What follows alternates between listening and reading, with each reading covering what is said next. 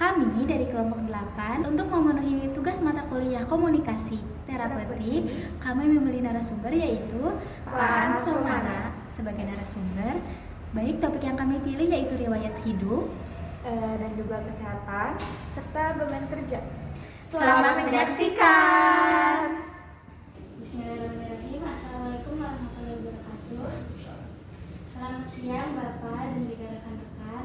Sebelumnya terima kasih banyak Bapak telah meluangkan waktu di kesibukan ini.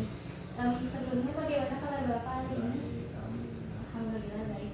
Bapak izin, jadi wawancara kami itu memilih Bapak sebagai narasumber, yaitu tujuan dari wawancara ini untuk menggali pengalaman, cara hidup, pandangan hidup, dan juga cerita-cerita hidup Bapak seperti itu.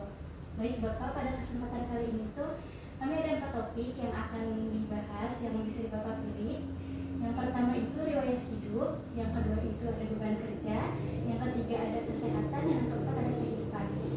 Nah Bapak boleh memilih topiknya jika Bapak berkenan di antara keempat topik itu. Sebenarnya saya sih bebas saja, mau ditanya apa aja siap ya. Hanya kalau saya memilih topik belum tentu pasnya kebutuhan Anda.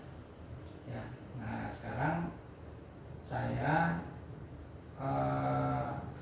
mengambil alternatif ya, dan bertanya kembali ya pada Anda. Ya. Nah silakan pilih mana yang paling Anda ingin ketahui dan bermanfaat ya untuk Anda, atau sekiranya bermanfaat untuk Anda. Topik yang mana kira-kira ya? Silakan tentukan. Jawaban bebas ya, yang mana pun. Baik Bapak.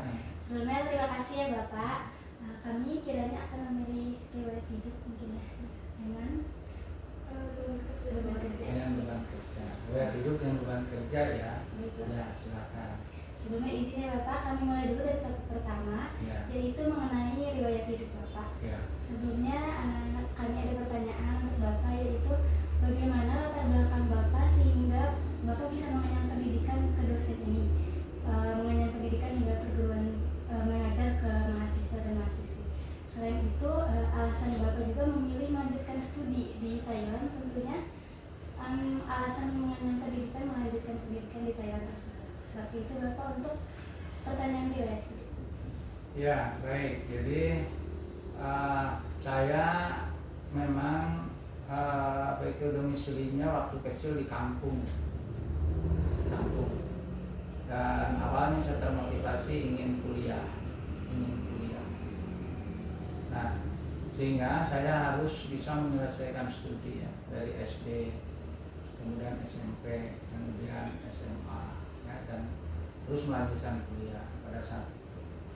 Nah terus orang tua saya memang disiplin. Artinya disiplin terkait dengan waktu ya, kalau sudah maghrib kan harus berada di rumah. Tapi tidak nyuruh belajar hanya di rumah saja. Untuk belajar saya termotivasi sendiri karena keinginan saya. Akhirnya saya belajar kerja keras begitu, bantu orang tua juga. Tentunya bantu orang tua bekerja. Nah selesai SD negeri ya, kemudian setelah selesai SD negeri, orang tua saya bilang katanya kalau sekolah harus ke negeri, karena negeri itu satu punya branding pada saat itu, dan negeri itu lain. Yang kedua, biayanya pada saat itu lebih murah dibandingkan swasta, ya kan? Biaya. Ya, kemudian pada saat itu negeri itu lebih terjamin kualitasnya, dalam arti banyak lulusan dari negeri yang bisa menembus lulus ke perguruan tinggi negeri. Gitu. Jadi 3 alasan itu, ya kan, awalnya. Jadi negeri itu lebih murah, terjamin kualitasnya dan punya branding pada saat itu. Ya tahun berapa itu? Tahun 80. Nah, cepat ceritanya saya lulus kan SMA negeri, kemudian saya lanjut ke akademi keperawatan. Pada saat itu saya tidak tahu tentang perawat, gitu. Ya, hanya saya ingin menjadi tenaga kesehatan aja intinya, gitu ya, ingin bekerja di rumah sakit. Ya. Yang saya tahu bekerja di rumah sakit itu dokter dan perawat, tapi perawatnya perempuan ya, yang saya tahu gitu. Nah sehingga pada saat saya daftar kok ada laki-laki ya boleh ya diterima jadi perawat. Kalau jadi bidan kan nggak bisa ya. Nah ini saya masuk aja ke keperawatan. Itu coba ceritanya, masuk ke keperawatan. Nah di keperawatan lulus tahun 90 ya, tahun 90.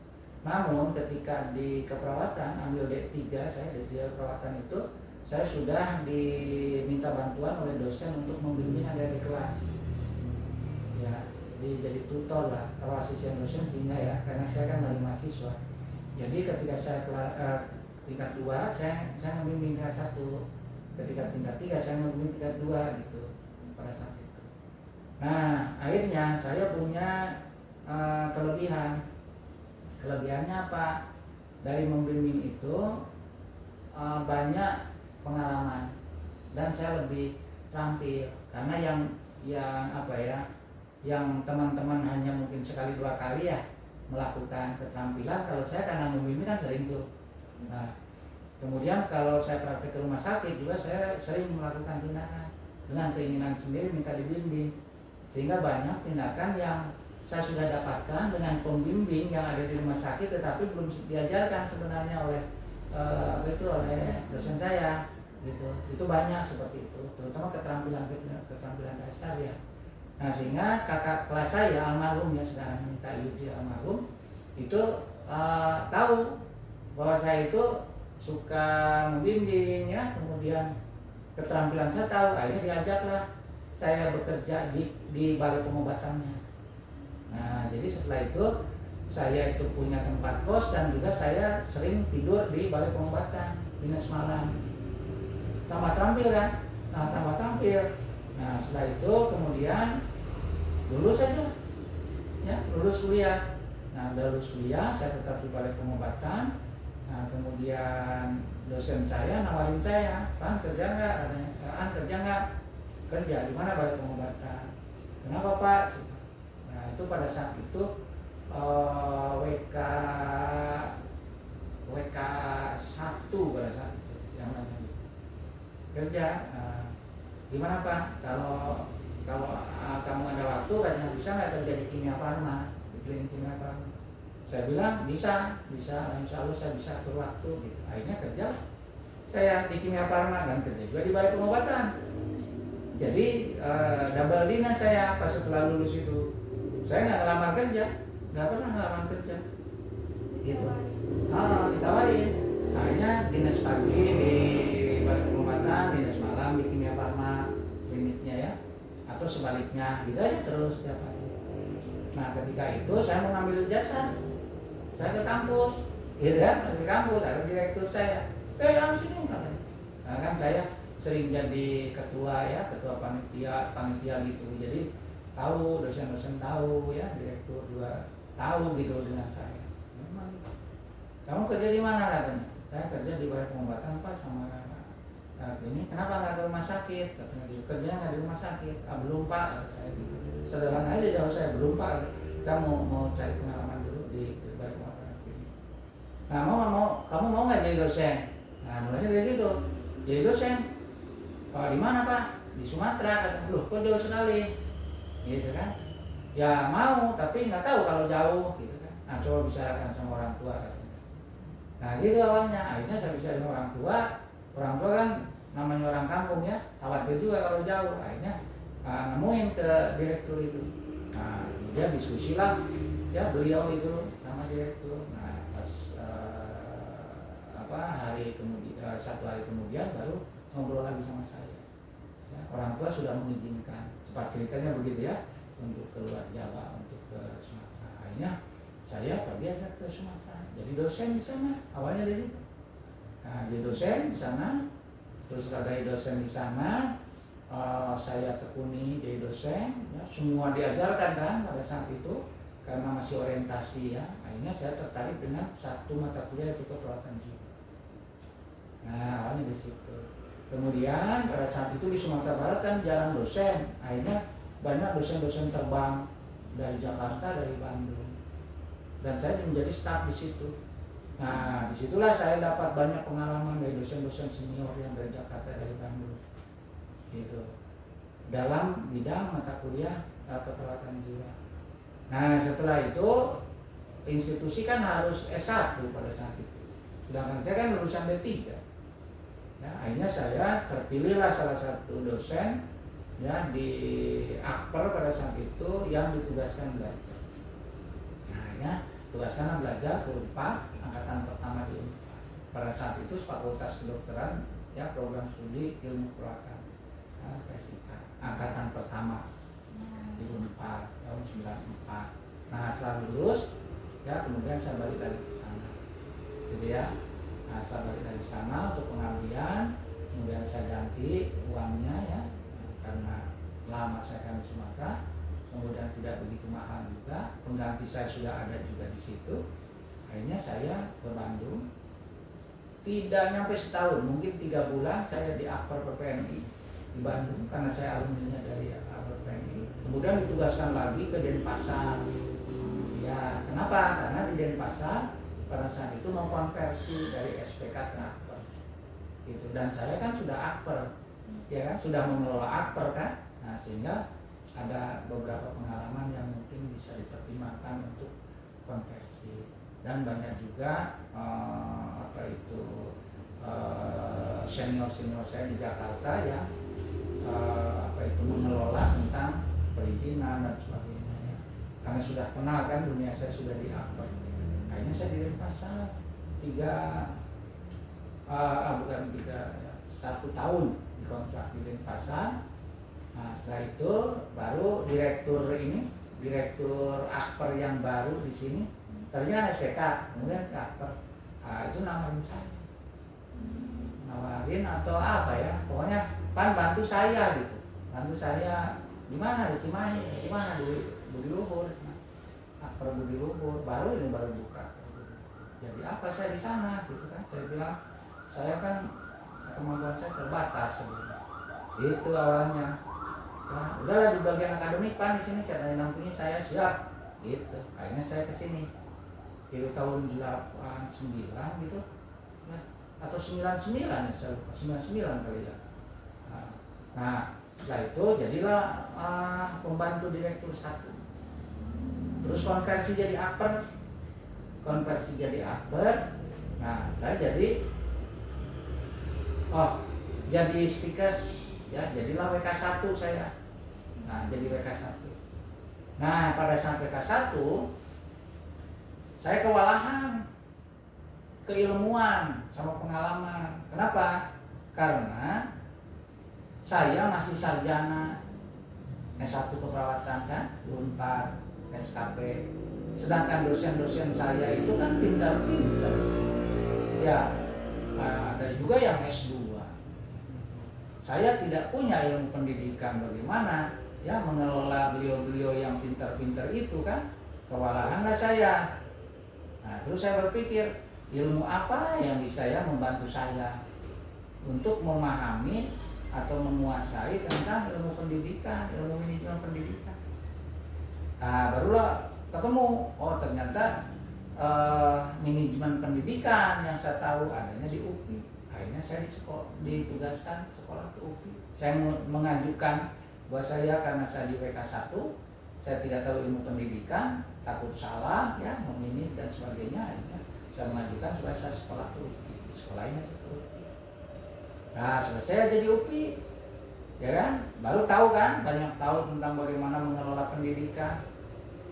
Nah, keluarlah undang-undang bahwa dosen itu harus S2 dan harus sesuai dengan bidang keahliannya.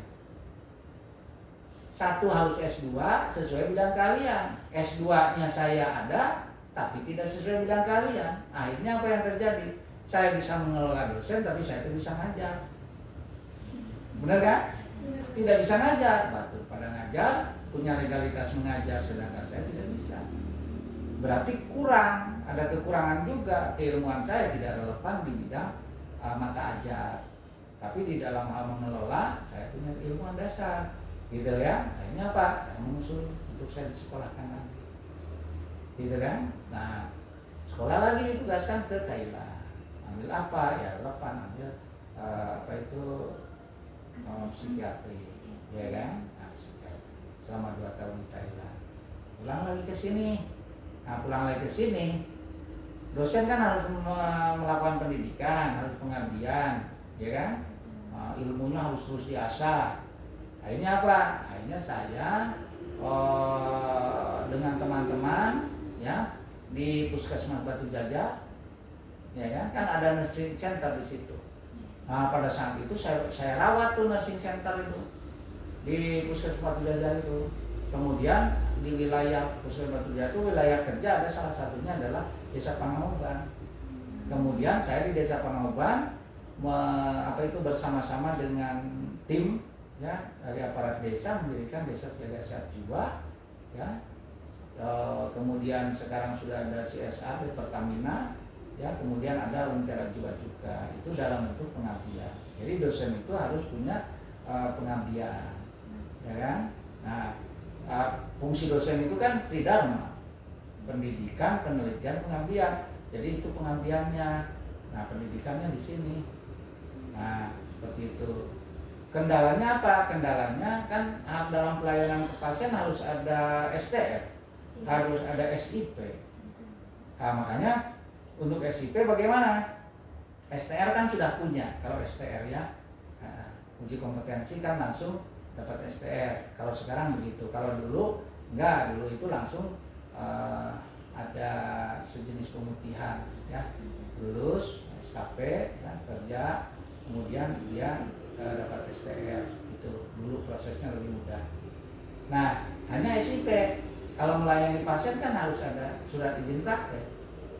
Sedangkan Desa Pangauban tidak mungkin mengeluarkan izin praktek, ya kan? Karena itu satu wilayah dan bukan fasilitas pelayanan kesehatan. Puskesmas, ya juga saya bukan staf tetap di Puskesmas, bukan ASN sekarang kalau dulu PNS, bukan.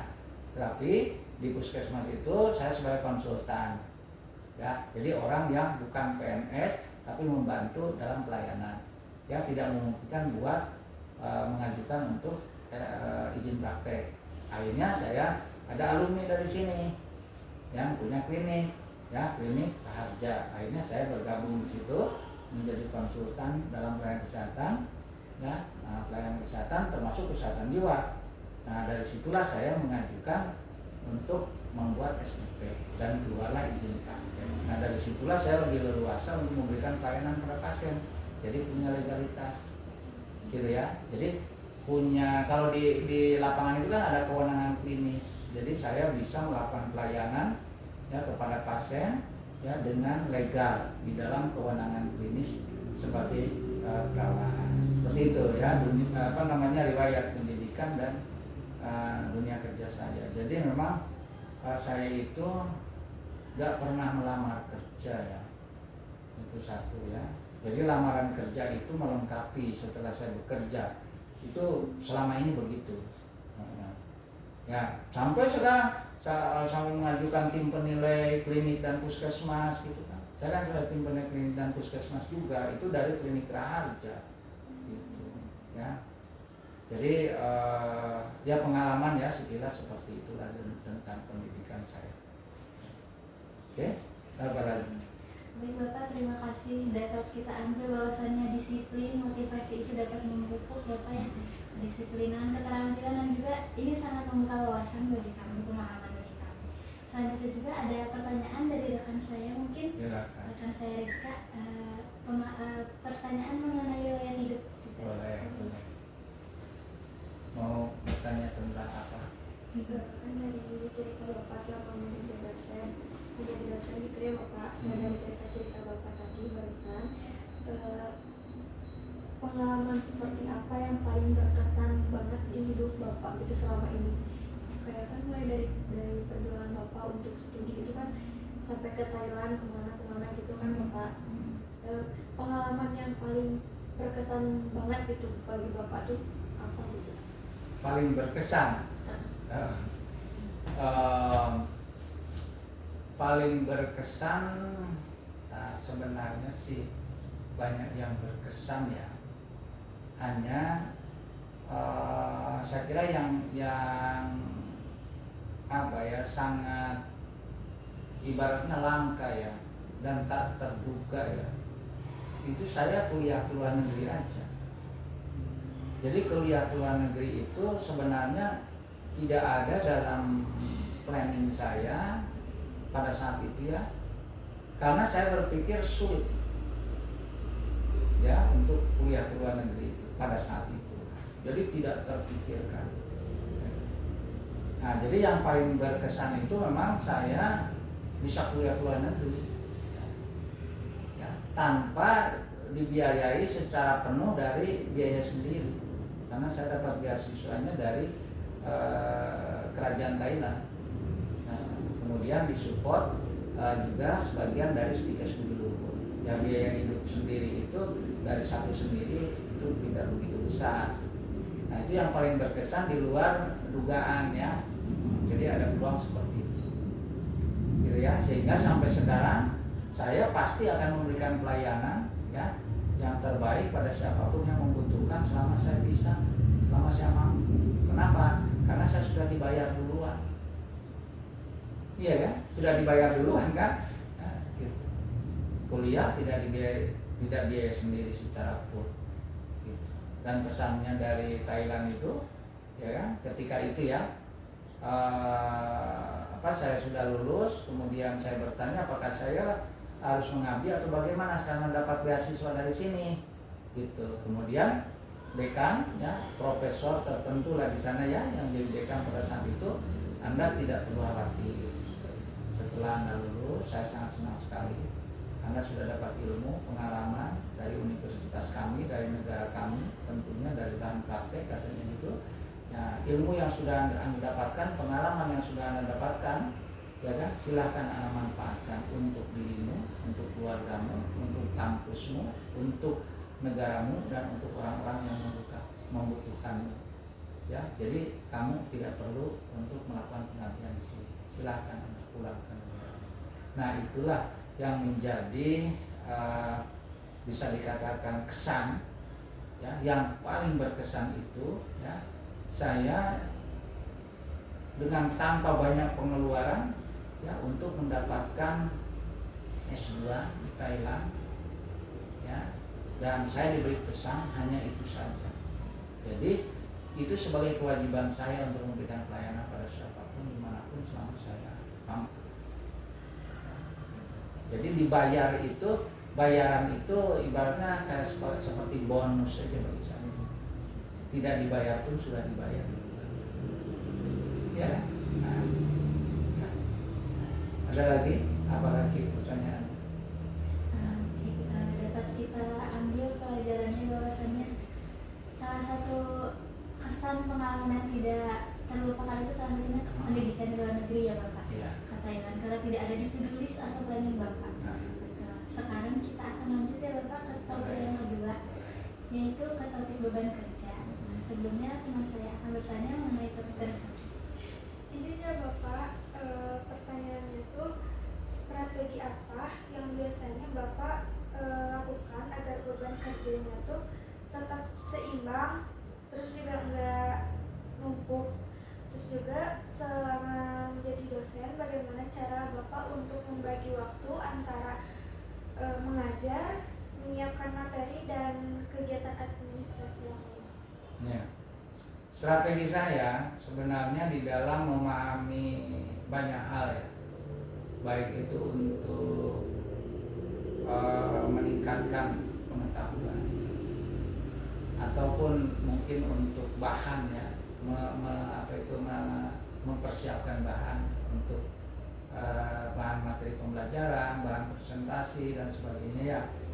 Nah, sebenarnya saya itu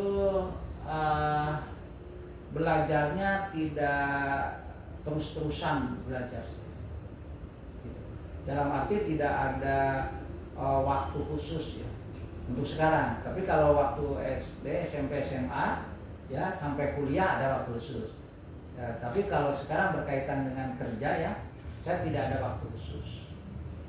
Jadi waktu-waktu luang ya, dari pekerjaan saya gunakan untuk meningkatkan pengetahuan ya, dari manapun, bisa dari diskusi dengan teman bisa dari jurnal, dari buku-buku, ya. Nah, itu saya lakukan tanpa ada waktu tertentu. Itu strategi saya, gitu. Jadi ya saya tidak merasa dibebani dalam pekerjaan. Ya, karena prinsipnya tadi dosen harus terus belajar tanpa henti, gitu. Terus belajar dan harus terus update keilmuan. Ya, karena ilmu itu berkembang, berarti saya harus mengikuti keilmuan. Ya kan? Nah, kemudian saya meyakini bahwa semakin banyak yang ilmu yang saya pahami, maka hidup ini akan semakin mudah. Kenapa? Karena segala sesuatu yang sulit itu karena dia tidak tahu bagaimana menyelesaikannya. Begitu kita banyak tahu tentang bagaimana keilmuan dalam menyelesaikan masalah-masalah dalam kehidupan, maka yang sulit menjadi mudah. Makanya saya meyakini itu, dan saya itu sepertinya belajar itu bukan beban tapi kebutuhan. Ya kan? Saya dapat banyak menikmati kemudahan-kemudahan dengan mengetahui banyak hal. Ya kan? Jadi intinya Anda harus belajar terus-menerus, ya. Pahami banyak hal. Dengan memahami banyak hal, maka akan semakin banyak kesulitan-kesulitan itu menjadi mudah. Gitu. Itu, ya. Nah, kemudian strategi dalam menyelesaikan tugas-tugas, saya itu nggak sekaligus. Saya menyelesaikannya secara bertahap, tetapi terkendali. Ya, saya punya buku khusus untuk mengendalikan. Gitu. Jadi saya catat kerjaan saya apa saja. Ya, ini yang sudah selesai saja, yang belum selesai ini dalam pekerjaan. Jadi memang kalau disebut beban kerja besar sih tidak, ya, kalau menurut saya, ya, tidak berat. Gitu. Ya. Hanya terkadang memang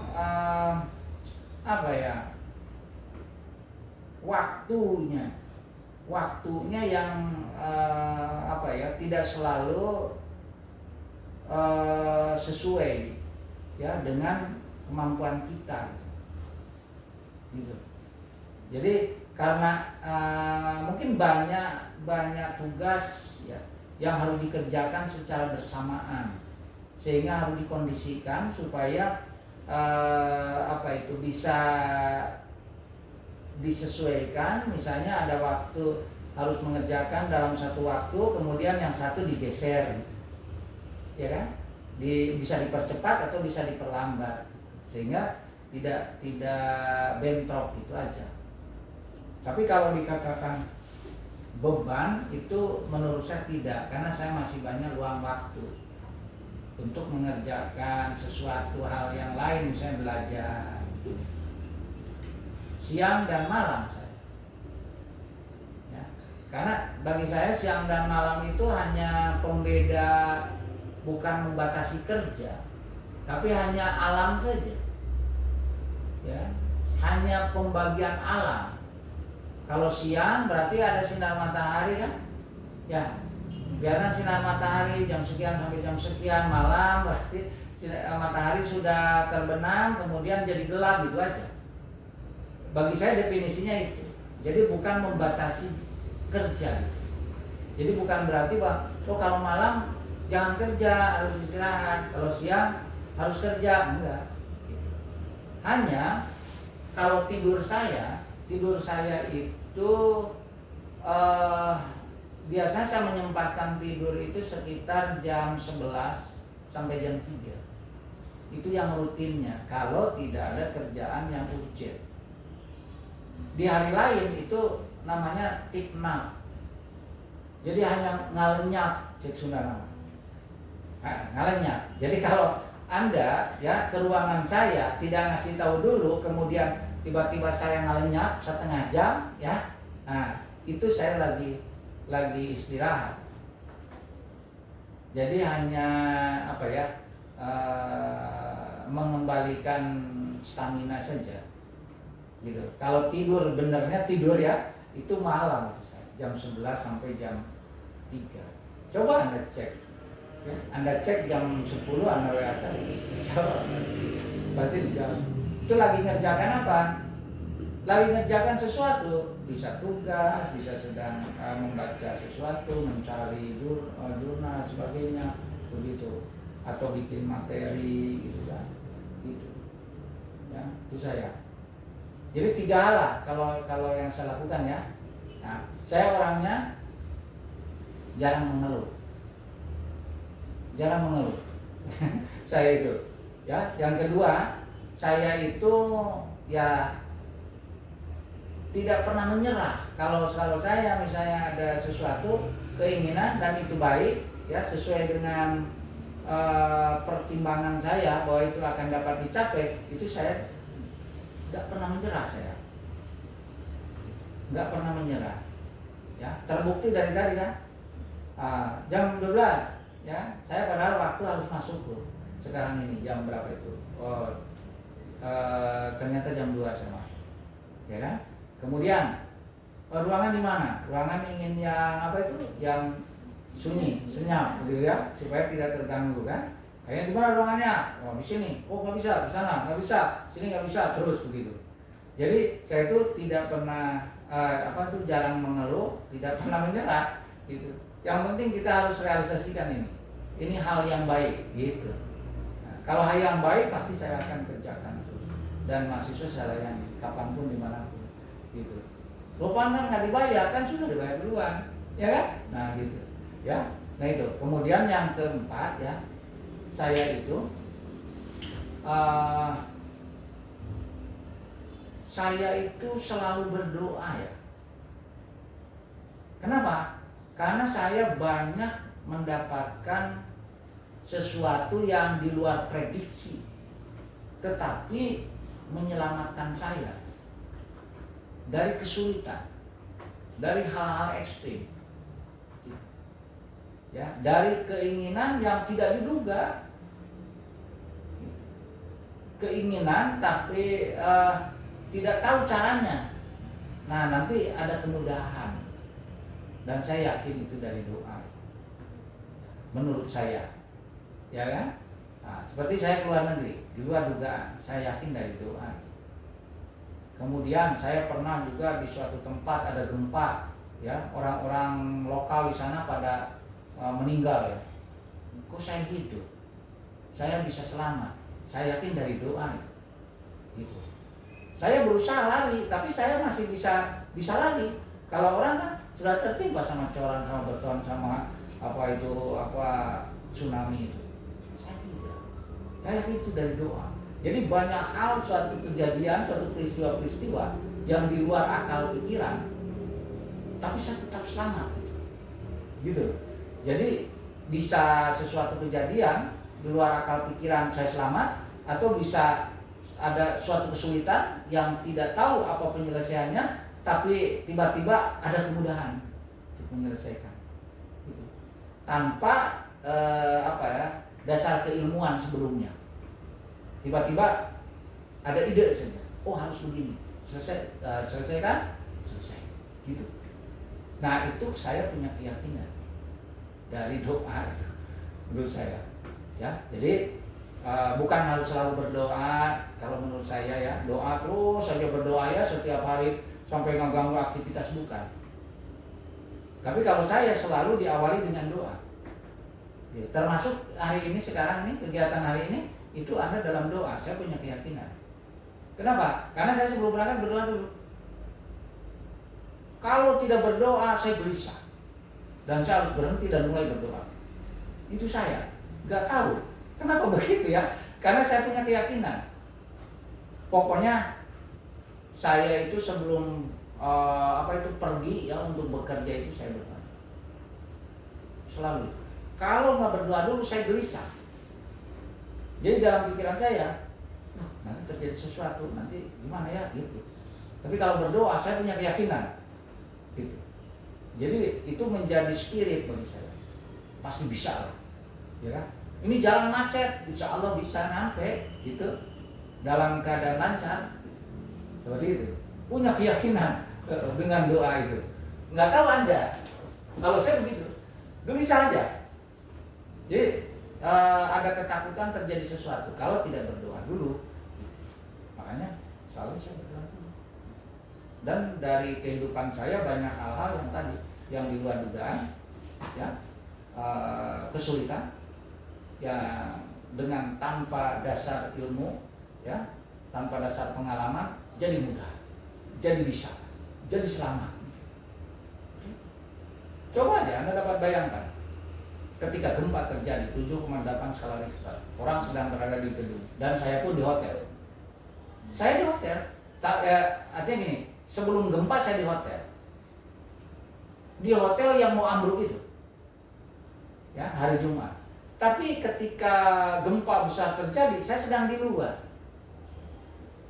Kemudian saya mau ke laut, mau makan di tengah itu laut itu sekitar 200 meter dari pantai, ya, dan ada pesta di situ. Saya mau makan di situ, ya. Tetapi karena sesuatu hal, ya, polisi menutup karena parkiran sudah penuh sehingga tidak bisa lewat sini, harus lewat jalan lain. Ketika saya melewati alternatif jalan yang lain, terjadilah gempa.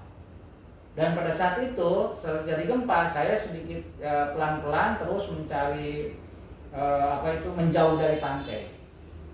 Ya kan? Ketika menjauh dari pantai, ya, terjadilah tsunami. Dan orang-orang yang ada di sekitar pantai terseretlah tsunami itu. Tapi saya tidak. Kok bisa begitu? Sedangkan saya tidak tahu jalan karena saya bukan orang situ. Dan hanya baru 1 kali saya ke situ. Sedangkan orang sana kan hidupnya selama setiap hari di situ. Tapi terseretlah sama tsunami ke pantainya. Dan dia mungkin berusaha juga untuk menjauh dari pantai tapi tidak bisa. Gitu. Jadi selain akal pikiran atau akal pikiran tanpa dibantu dengan doa, pasti tidak akan terjadi apa yang saya alami. Mungkin saya mati lebih duluan daripada orang-orang sana. Karena orang sana tahu jalan, orang sana setiap hari hidup di sana, sedangkan saya baru pertama kali. Nah, itu salah satu saja bahwa ada suatu peristiwa yang menurut saya tidak bisa untuk dikendalikan oleh akal kita secara utuh tanpa bantuan doa. Gitu. Kalau menurut saya, makanya doa itu menurut saya bisa menyelesaikan hal-hal yang ekstrim, hal-hal yang di luar dugaan, di luar nalar, ya, di luar akal pikiran kita. Gitu. Karena ilmu itu kan kata Allah hanya diberikan sedikit. Kalau ilmu diberikan sedikit kepada manusia, ya, berarti yang banyaknya apa? Yang banyaknya kan yang di luar nalar. Iya kan? Nah, bagaimana caranya menyelesaikan hal-hal yang di luar nalar? Ya kan? Dan tidak bisa dipelajari, ya doa. Itu saya rumusnya gitu. Jadi bagi Anda ya punya keyakinannya terhadap agama, ya, menurut Pak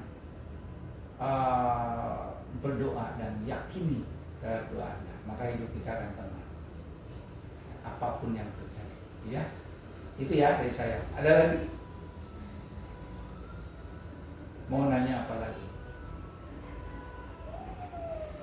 Sebelumnya terima kasih Bapak, benar-benar pengalaman yang menginspirasi sekali bagi kami. Dapat kita ambil bahwasanya prinsip hidup Bapak itu sangat menakjubkan gitu bagi kami. Sebelumnya kami akan lanjut ke topik kesehatan. Ya, kesehatan. Ya. Silakan.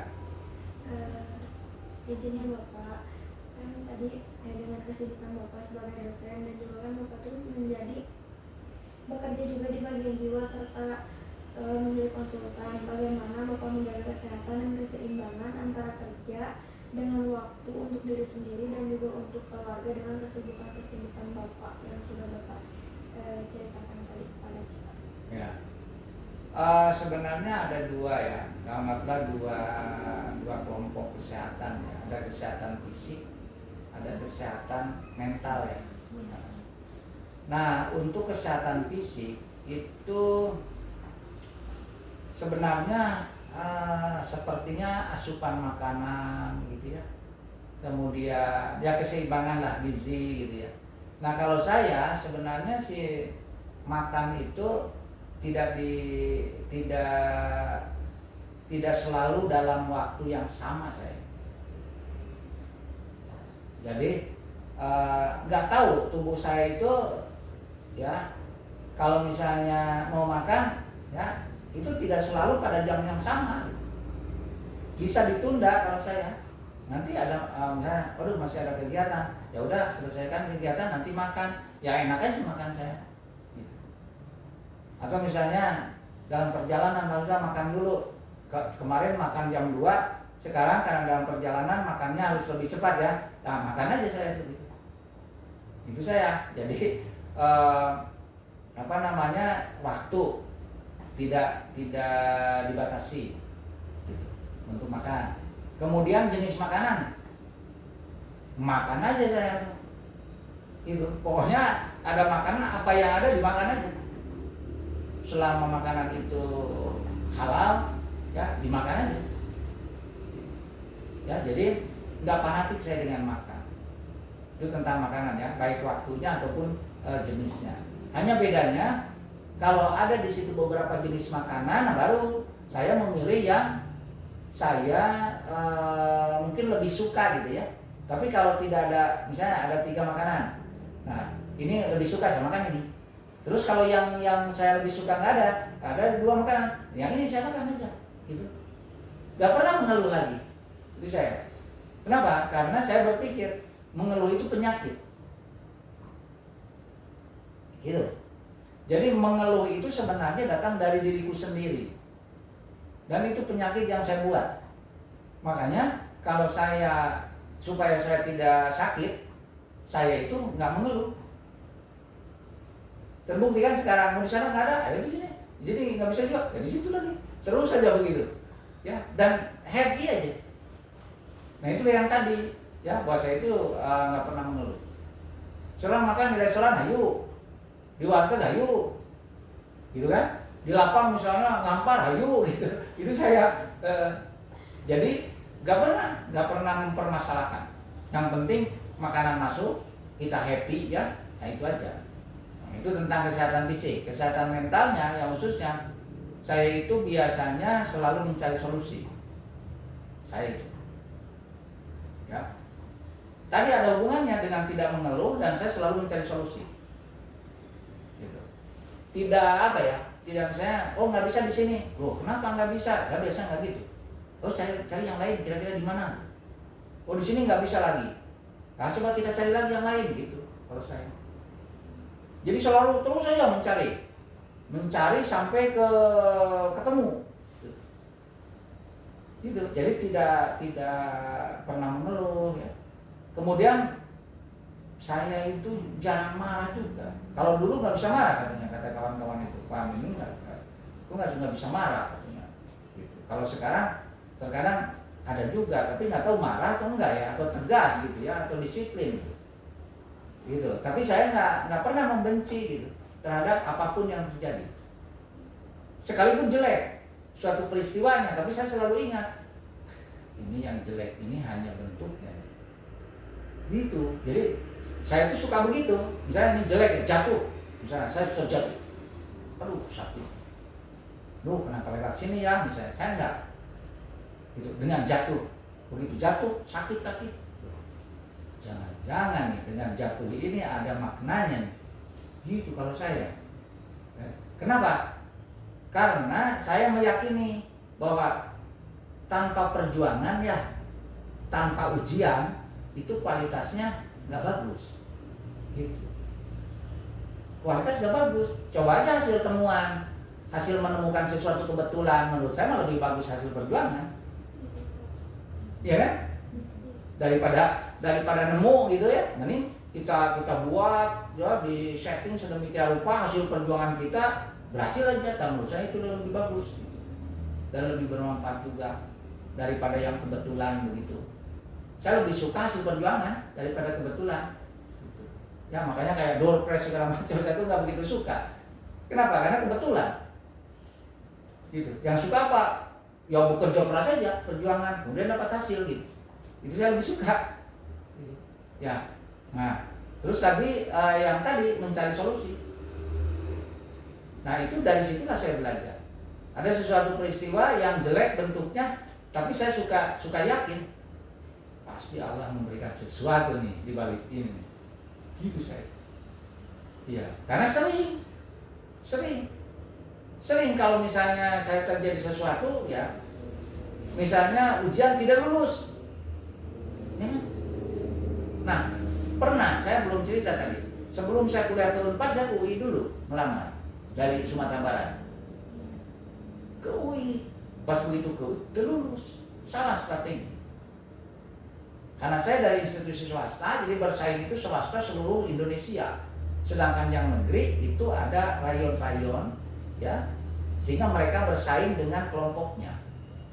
Misalnya Sumatera Barat, ya, diperlukan 5 mahasiswa, yang daftar ada 10, maka dia bersaing dengan 10 orang. Sedangkan Pak An dari Sumatera Barat bersaing dengan 100 mahasiswa, calon mahasiswa di seluruh Indonesia misalnya gitu. Maka Pak An kalah. Nah, pada saat itu Pak An nggak tahu bahwa itu suatu strateginya untuk yang swasta itu bersaingnya seluruh Indonesia. Pada saat itu sudah tahu. Ya, maka disitulah kemungkinan Pak An gagalnya itu memang ya secara objektif memang kemampuan Pak An-nya nggak memenuhi gitu. Karena bersaingnya seluruh Indonesia juga, bukan se-Sumatera Barat. Makanya ketika lulus pengumuman teman-teman itu selamat Pak An gitu.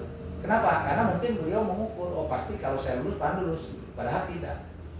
Akhirnya bertanya, kenapa kok Pak An nggak lulus? Saya lulus, begitu kata teman-temannya. Pas begitu dipelajari ke UI, oh ternyata saya bersaingnya seluruh Indonesia, maka saya tidak lulus. Nah di situ saya kecewa nggak? Sebenarnya nggak kecewa. Jadi saya berpikir, ya, nah ini jangan-jangan saya tidak lulus nih, ada sesuatu nih di balik ini yang mungkin lebih baik untuk saya. 2 bulan kemudian langsung dibuka Unpad angkatan pertama. Ikut tes dengan seluruh Indonesia juga, lebih waspada kan? Lebih waspada, lebih hati-hati. Ya pelajari dulu strateginya dan sebagainya. Persis strateginya seperti yang sudah diuji. Wow, ekstra, serius di situ. Ekstra ya, kerja ekstra, kerja keras. Alhamdulillah lulus di Unpad. Apa yang terjadi setelah lulus di Unpad? Saya tinggal di rumah di Bandung.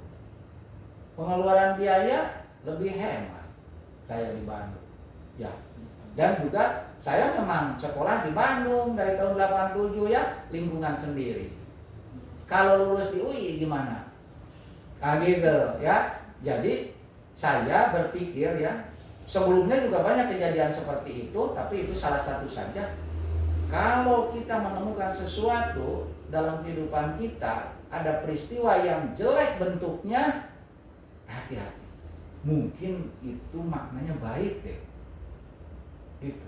Jadi Allah tidak luluskan, menggagalkan di UI karena akan memberikan yang lebih baik untukmu. Itu. Ya, itu yang ada dalam pikiran kan pada saat itu. Sampai sekarang juga begitu. Sampai sekarang. Gitu.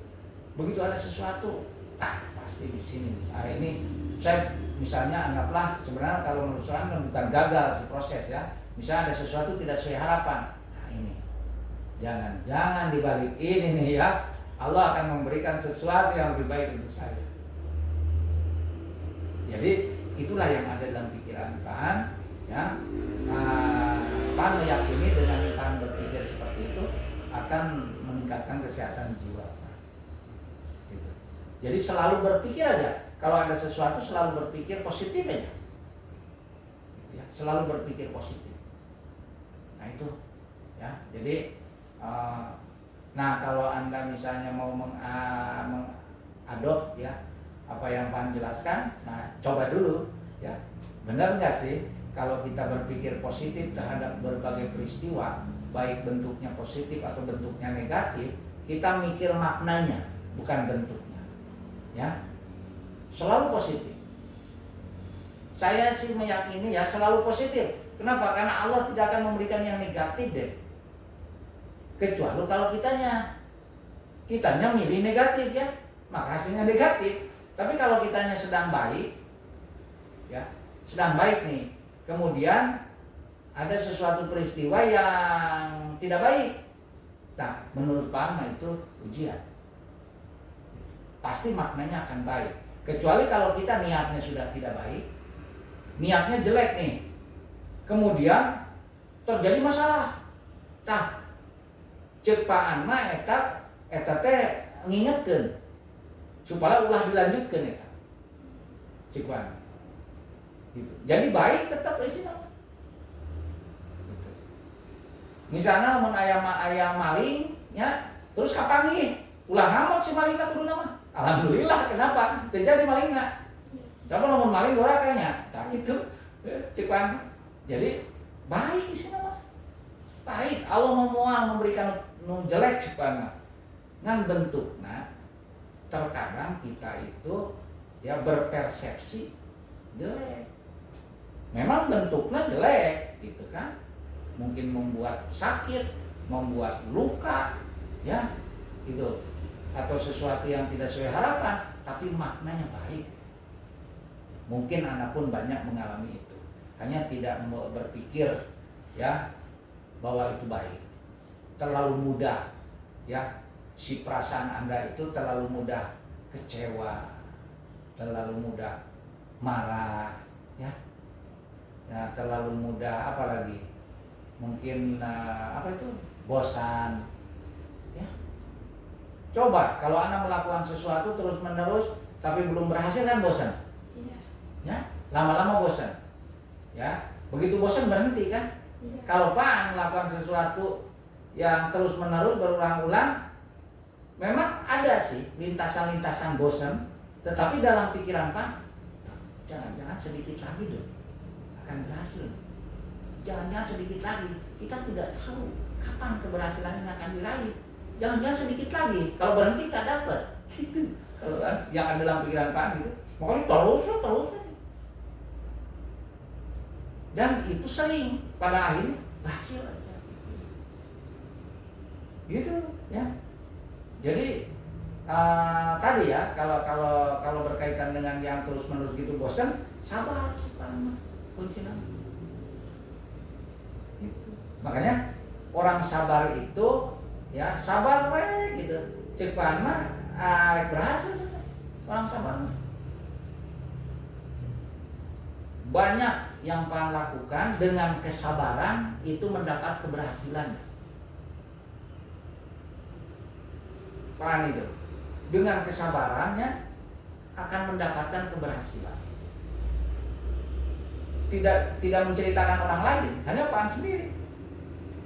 Kenapa? Karena lintasan berpikir, udahlah berhenti aja, gitu kan? Itu suka ada lintasan berpikir, udah berhenti aja. Tapi jangan-jangan nanti kalau berhenti memang gak akan dapat. Tapi kalau sabar terus, nanti ada sesuatu yang lebih baik di depan kita. Akhirnya apa yang terjadi? Terus aja dilakukan. Selama itu baik ya, lakukan terus. Benar dapat sesuatu yang terkadang tidak diduga, di luar ekspektasi kadang.